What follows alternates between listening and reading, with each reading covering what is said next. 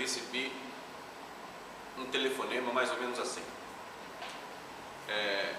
Eu estava no Paraná e o telefonema ficou gravado na secretária eletrônica e dizia assim: Fernando, seu pai está mal, venha urgente. Urgente. Urgente. Eu não tinha dúvida do que me esperava. E arrumando a mala, eu coloquei lápis, caneta, pena, tinta, 2 câmeras fotográficas e papel de desenho.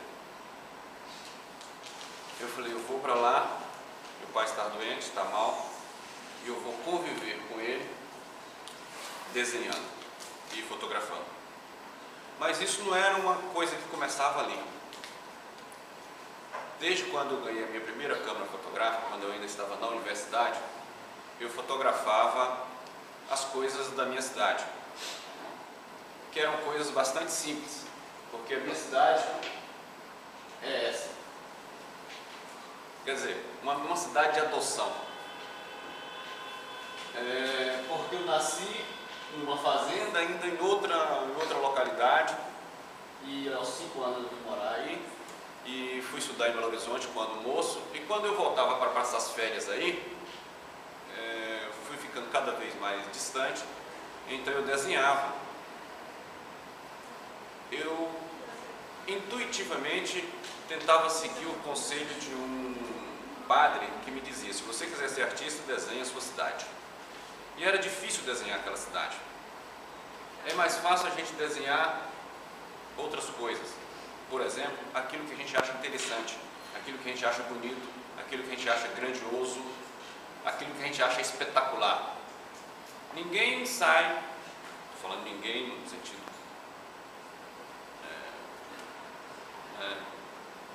pequeno, mas normalmente as pessoas não saem para fotografar aquilo que não é espetacular. O Fernando Pessoa fala assim: eu queria fazer minha vida grande. E eu saindo da minha cidade e indo estudar arte na capital, eu não queria outra coisa. Eu queria fazer a minha vida grande. E entendia que fazer a vida grande só podia ser na capital, Paris, Roma, Nova York. Então era esse aquele sonho de um jovem começando a universidade. E a realidade me levava de volta à Bahia, férias na Bahia, convívio com galinheiro, laticínio, gado, porco, né? Porque a minha família pecuarista, depois foi ficando mais pobre, teve aquele problema do colo, perdeu as terras e enfim. E toda aquela situação me incomodava muito. E eu pintava outras coisas. Não trouxe aqui exemplos da pintura que eu fazia antes. E nas férias eu comecei a desenhar aquelas pequenas coisas: galinha, porco, lixo, quintal desarrumado, coqueiro, goiabeira, oficina. Então, quando eu peguei a câmera fotográfica, no dia em que recebi o telefonema, eu estava dando um passo além desse costumeiro que era desenhar o cotidiano. Agora eu sabia que ia desenhar a morte.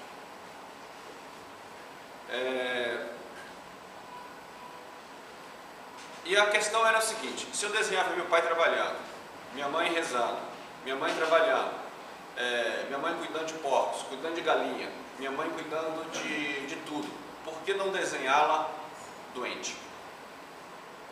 Porque agora é isso mesmo, não desenhá-la doente, meu pai doente. Aquilo me bateu assim, eu não podia recusar aquele instante de morte. Eu não podia falar assim: não, aqui eu não entro, isso eu não quero, isso não me pertence. Meu pai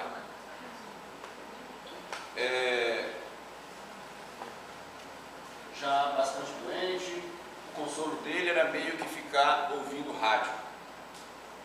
e escutava a notícia e transmitia para os outros. E eu não sei, às vezes eu ficava me perguntando, eu escrevi isso no diário, se ele estaria preparado para morrer, porque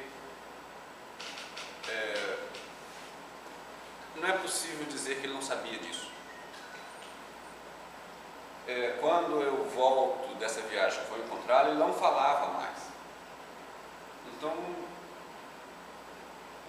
a gente não tinha muito diálogo a ponto da gente ter esse tipo de esclarecimento. Os diálogos que eu vou ter com meu pai vai ser quando eu estou na universidade, eu volto para a Bahia e começo a pedir que ele conte as histórias quando ele era criança, da infância dele, que aliás eram histórias muito bonitas, passada do norte, quando ainda não existia transporte, o transporte era feito de burro, no lombo de burro, ele foi tropeiro, o pai dele tinha sido tropeiro, criava gado, essas coisas todas. O primeiro momento que eu vi meu pai doente e que tive que cuidar dele, eu ainda era estudante, ele passou mal na Bahia e foi levado para Belo Horizonte. Eu morava numa república e nós nos ajeitamos lá, ele passou lá alguns dias. E foi o primeiro desenho que eu fiz dele. Vocês vejam que eu tentei fazer uma pintura, eu tentei fazer arte, uma arte que eu fazia naquela época, um trabalho abstrato. Então esse foi o primeiro. E foi uma situação muito incrível, porque aquele homem forte, meio touro, de repente ali fraco, aos meus cuidados, eu ainda escrevi essa frase aqui: os pais também precisam de filhos. Foi o primeiro sinal que eu vi dele assim de fraqueza, de que ele estava precisando de mim e que eu estava assumindo um outro lugar. E esse outro lugar, quando eu venho desenhar, eu já não estou querendo fazer arte. É um desenho simples, direto, eu quero estar ali com ele em silêncio. Já que às vezes era tão difícil estar com ele conversando. Às vezes a gente precisa olhar uma pessoa muito tempo.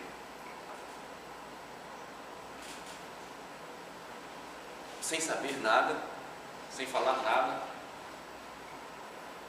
E não dá nunca para dizer se a gente soube muito. E talvez a gente comece a perceber isso quando já não tem mais em vista. Era isso que a gente convivia ali. E às vezes ele falava assim: para que você está fazendo essa bobagem? Mas quando ele aceitava ficar quieto, a gente já estava conversando. Ele já está mais doente aí.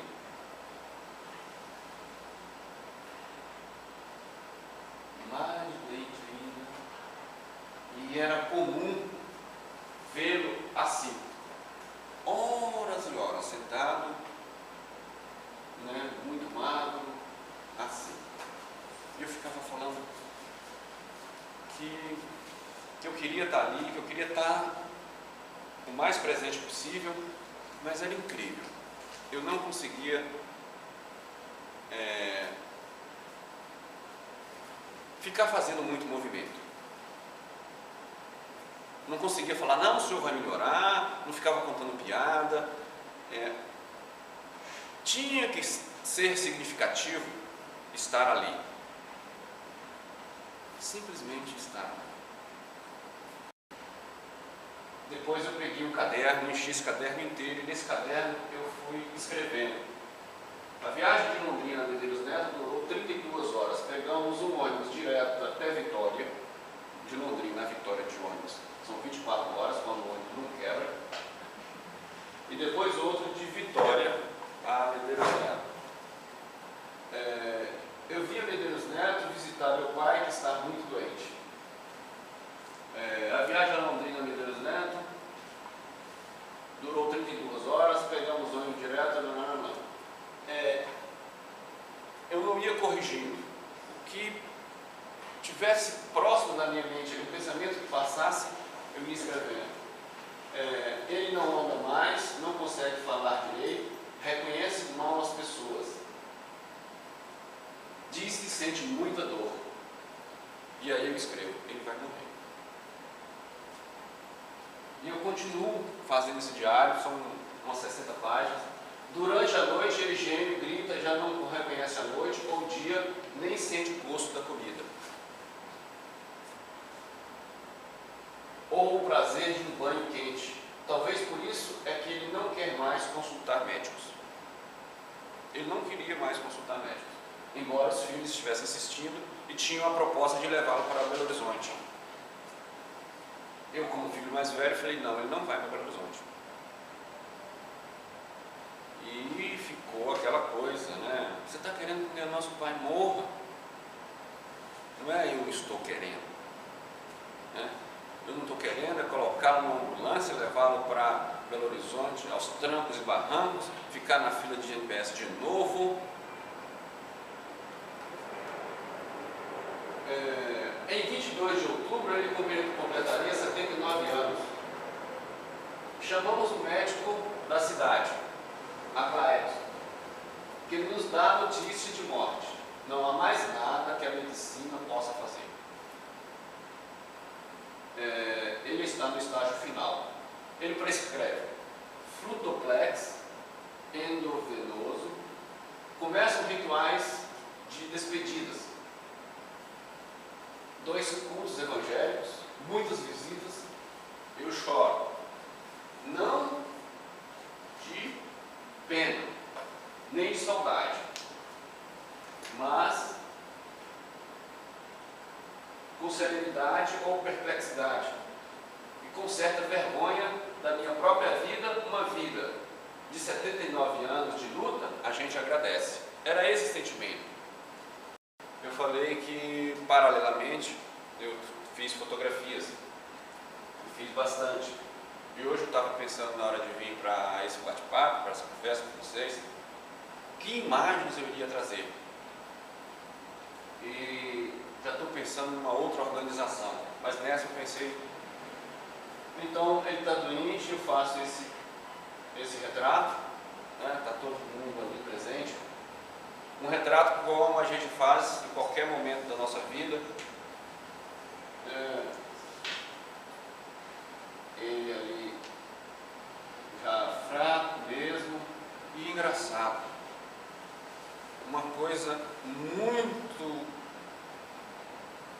estranha e ao mesmo tempo pertinente foi que meu pai não aceitou ficar no quarto. Ele ficava na sala. No quarto ele ia ficar meio escondido, relegado ao escondido. Ele vem para a sala, é como se ele trouxesse aquela coisa do porão para a sala. E ali ele ficava deitado, gemendo, e a gente passava, conversava. Quando eu faço essa foto, é uma das fotos que eu gosto muito, inclusive porque eu fiz uma exposição uma vez, fora do país, e eu troquei a foto com um artista e ele escolheu 2 fotos, uma foi essa. E eu perguntei por que ele escolheu essa foto e ele falou assim, le regard.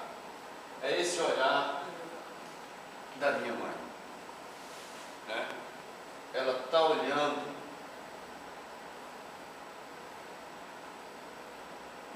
como sempre olhou. Quando era menina, era um olhar duro, terrível, que tratava as crianças com pancada, com chicote. E agora ela está ali diante do impossível. E o olhar continua. Se ela pudesse, ela não deixaria que eu fizesse essa fotografia. Não me deixaria fazer essa fotografia. É como se ela estivesse perguntando o que é isso. Mas do outro lado eu também estava me perguntando o que é isso. O que é isso que é o grande motivo, é o grande motivo da nossa vida.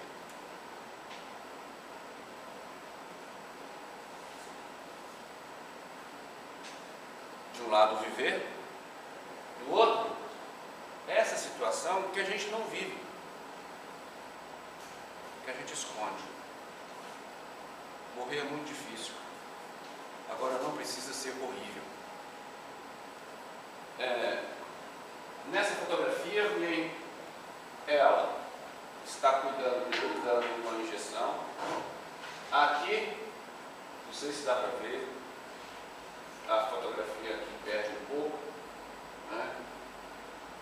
Tem um bichinho, e aqui um casal. Eu ficava parado, era meio que cinema e lá em cima tem uma mão. Esse instante parado, e essas duas cenas opostas e juntas no mesmo banco, velho e novo, dor e idílio amoroso.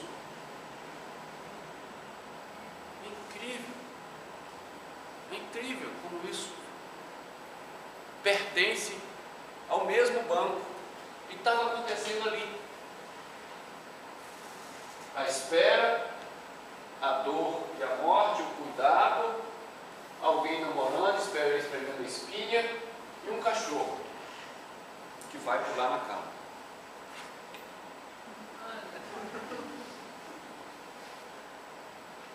A vida ali acontecendo.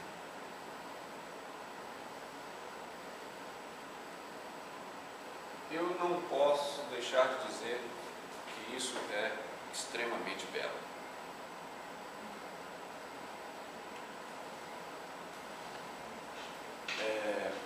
Naquele diário, eu comento que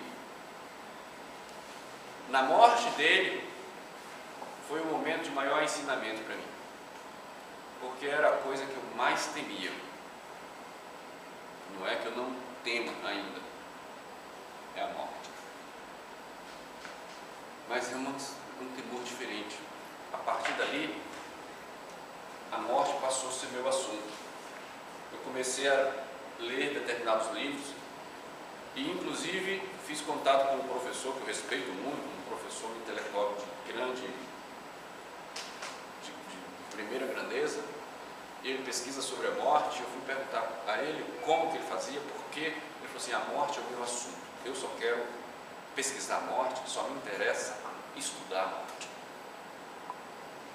Eu fiquei com aquele espírito, eu falei, eu quero também estudar esse assunto. Mas estudar não como ele faz, um pensador, e eu como artista, fotografando, vendo essas coisas, indo em outros velórios, conversando com as pessoas, fotografando outros velórios. Aqui a minha irmã, cuidando dele.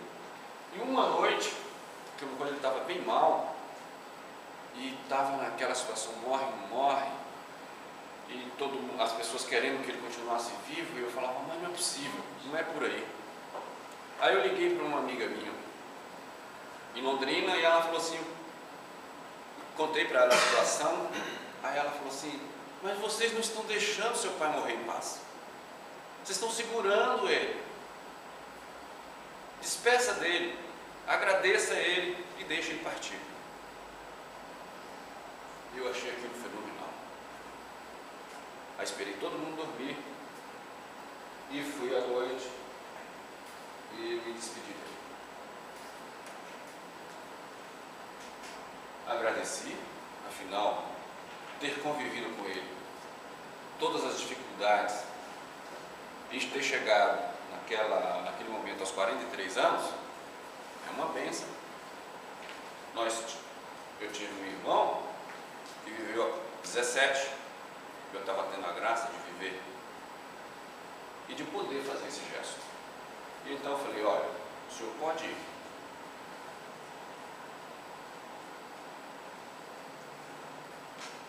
Pode ir, os filhos estão cuidados e daqui para frente, o que for possível eu cuido.